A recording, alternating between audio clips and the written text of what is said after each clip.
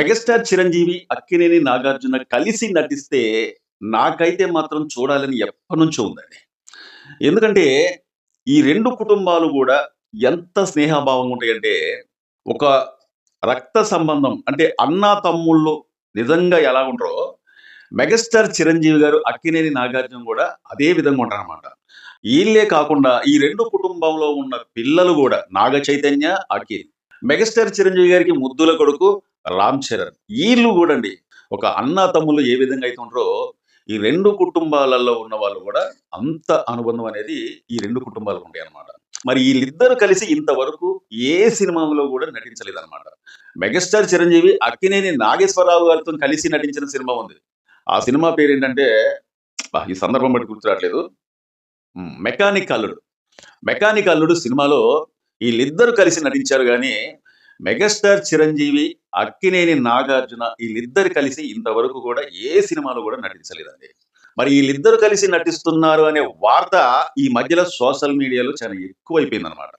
ఆ వార్తల్లో సారాంశం ఏంటో, నిజంగా ఈళ్ళిద్దరూ కలిసి నటిస్తున్నారా? లేదా? అనేది ఈ వీడియోలో చెప్పడానికి నేను ప్రయత్నిస్తా.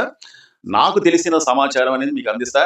మీరేం లేదండి, ఈ వీడియో చివరి వరకు చూడడానికి ప్రయత్నించండి. ఓకే.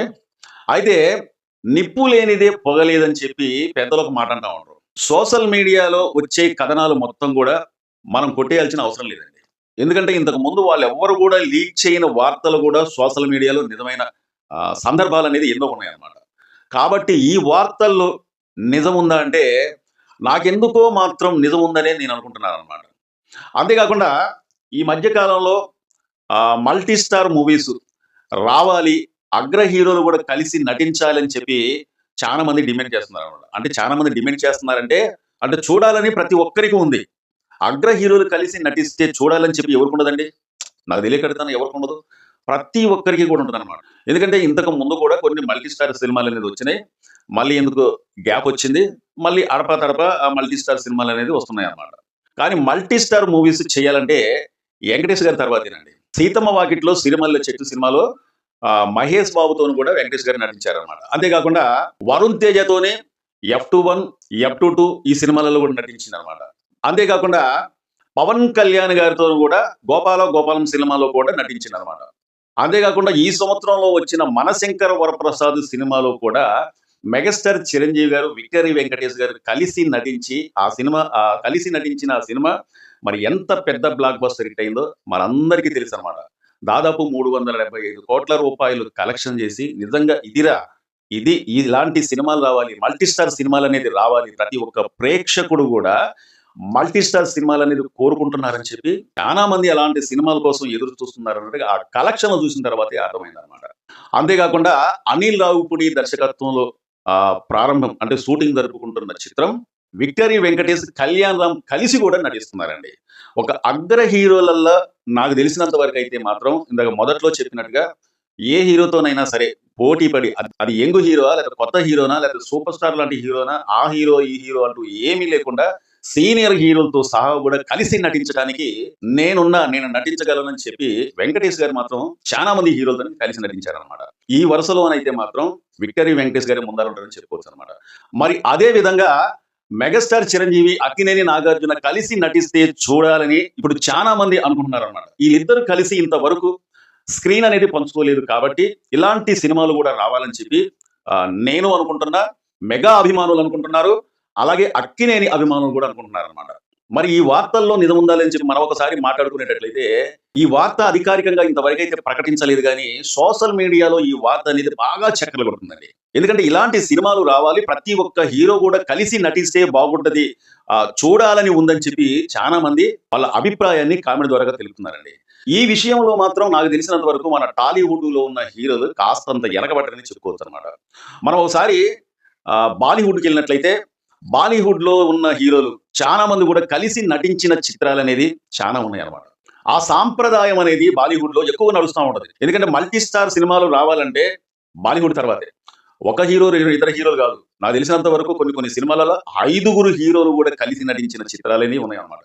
5గురు కలిసి నటించిన చిత్రాలున్నాయి, నలుగురు కలిసి నటించిన చిత్రాలున్నాయి, ముగ్గురు, ఇద్దరు ఇలాగ కలిసి నటించిన చిత్రాలనేది చాలా ఉన్నాయన్నమాట. తర్వాత చెప్పుకోవాలంటే కోలీవుడ్‌లో కూడా చాలా సినిమాలు ఇద్దరు హీరోలు కలిసి నటించిన చిత్రాలనేది చాలా ఉన్నాయన్నమాట.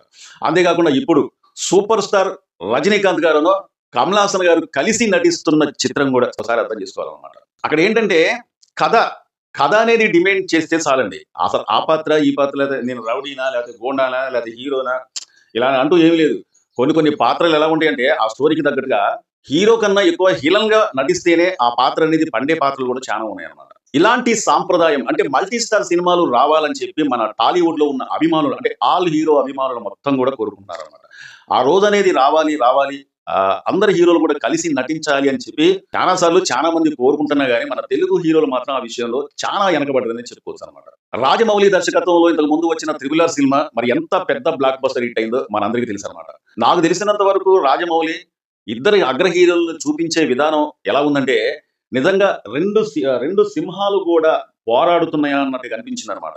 ఎవరిని గూడా తక్కువ చేయకుండా, ఒకరిని ఎక్కువ చేసి, మరొకరిని తక్కువ చేసి చూపించకుండా, చానా చక్కగా ప్రతి ఒక్క అభిమాని అంటే 'రామ్ చరణ్' గారి అభిమానులు గావచ్చు, జూనియర్ ఎన్టీఆర్ గారి అభిమానులు గావచ్చు, ఎవ్వరు గూడా హర్ట్ అవ్వకుండా ఆ సినిమాని మొత్తం గూడా చాలా చక్కగా తీర్చిదిద్ది మనకందించింది గాబట్టే, ఏ హీరో అభిమానులు గూడా ఇబ్బంది పడకుండా ఆ సినిమా అనేది super duper block buster hit అయ్యి దాదాపు 1200 కోట్లో, 1300 కోట్లు కలెక్షన్ చేసి అత్యధిక కలెక్షన్‌లనేది చేసి రికార్డు సృష్టించిందనమాట. మరి మెగాస్టార్ చిరంజీవి, అక్కినేని నాగార్జున కలిసి నటించాలని చెప్పి చాలా మంది అభిమానులు కోరుకుంటున్నారు కాబట్టి సోషల్ మీడియాలో ఈ వార్త వచ్చిన కాడ్నుంచి ఇరువురి అభిమానులు గూడా ఒకవైపు మెగాస్టార్ చిరంజీవి గారి అభిమానులు గావచ్చు, అక్కినేని నాగార్జున గారి అభిమానులు గావచ్చు సంబరం పడుతున్నారనమాట. ఈ వార్త అసలు నిజం ఉందా లేదా అంటే సోషల్ మీడియాలో ప్రస్తుతానికైతే మాత్రం సోషల్ మీడియాలో ఈ వార్త అనేది అధికారికంగా అయితే మాత్రం ప్రకటించలేదండి. ఒకవేళ ఈ వార్తే గాని నిజమైతే అతి కొద్ది రోజులలోనే మెగాస్టార్ వైపు గావచ్చు, లేకపోతే నాగార్జున గారి వైపు గావచ్చు, ఈ సినిమాని డైరెక్షన్ ఎవరు చేస్తున్నారో ఏందో అనేది గూడా మనకనేది తెలిసే అవకాశం అనేది ఉంటుందన్నమాట. మరి ఈ వార్త అనేది ప్రస్తుతానికైతే మాత్రం సోషల్ మీడియాలో బాగా చక్కర్లు కొడుతుందండి. ఈ వార్త నిజంగా నిజం కావాలనే మనందరం గూడా కోరుకుందాం. ఈ వార్త ఒకవేళ నిజమైనట్లయితే ఖచ్చితంగా అధికారికంగా ప్రకటించే అవకాశం అనేది కనిపిస్తుందన్నమాట. కానీ ఇక్కడ చిన్న ప్రాబ్లమ్ అనేది ఉందండి. అదేంటంటే ఏ హీరో అభిమాని అయినా సరే అంటే ఈ సినిమా గాదు ఏ సినిమా అయినా సరే దర్శకులు ఎందుకు డౌట్ పడతా ఉంటారంటే ఒకవేళ ఎవరిని తక్కువ చూపించినా, ఎవరిని ఎక్కువ చూపించినా గానీ వాళ్ళ అభిమానులు ఏమన్నా హర్ట్ అయితారేమో అనే ఒక భయం అనేది దర్శకుల్లో ఉంటదన్నమాట. కాబట్టి కలిసి నటించడానికి ఎనక ముందు ఆడుతున్నారా అంటే నాకైతే మాత్రం ఆ విధంగా అయితే అనిపించట్లేదన్నమాట. ఎందుకంటే ఒకవేళ ఆ విధంగా అనుకునేటట్లయితే 'మనశంకర వరప్రసాద్' సినిమాలో మెగాస్టార్ చిరంజీవి గారిది ఫుల్ లెంగ్త్ క్యారెక్టర్.